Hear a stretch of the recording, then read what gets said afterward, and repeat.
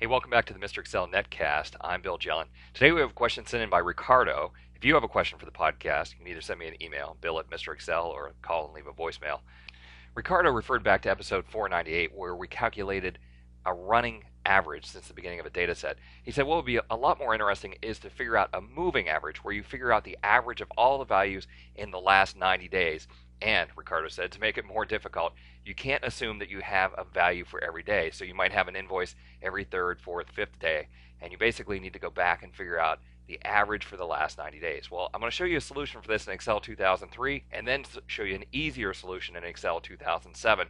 My approach, I'm going to go to the next worksheet here. My approach is to use two different functions. First, the countif function, and the criteria portion of this is going to be something that I'm going to concatenate together. So let's just start down here at the last row. I say I basically want to always look from a $2. I want to start at row 2 all the time and then go down to a of the current row. So if I'm in row 25, that's a $2 colon A25.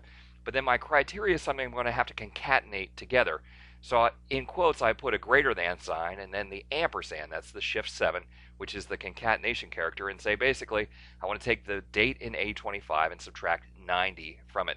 When I use that formula, it will show me how many values since A2 have fallen within the last 90 days. In the next column, I'm going to use a SUMIF function. Basically, I'm looking at the same range from a $2 to A25 using the same criteria, so concatenating greater than A25 minus 90, but then I have to specify a sum range. Now the sum range is going to be column B, but again it will range from B $2 down to 25, and this will conditionally sum only the values from the last 90 days. Now to put all this together, I need to copy the sum if and the count if into a single cell.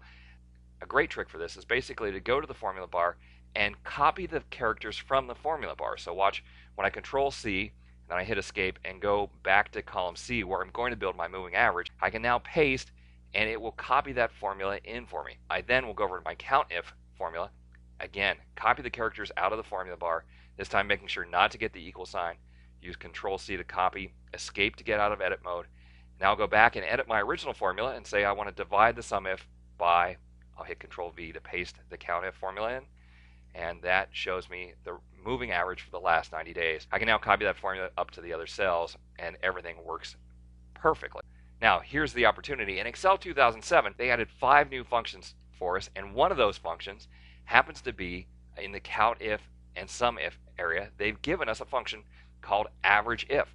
So rather than have this big long formula that does a SUMIF and then divides by the countif, we can just say we want to take an average of a $2 to A25, build the same criteria that we built back in Excel 2003, and then specify the range that should be summed, B $2 to B25. A little bit simpler to use average if in Excel 2007 instead of SUMIF and countif. Thanks to Ricardo for sending that question in. If you have a question, please feel free to get the question to us. We'll get you on a future podcast. Thanks for stopping by. We'll see you next time for another netcast from Mr. Excel.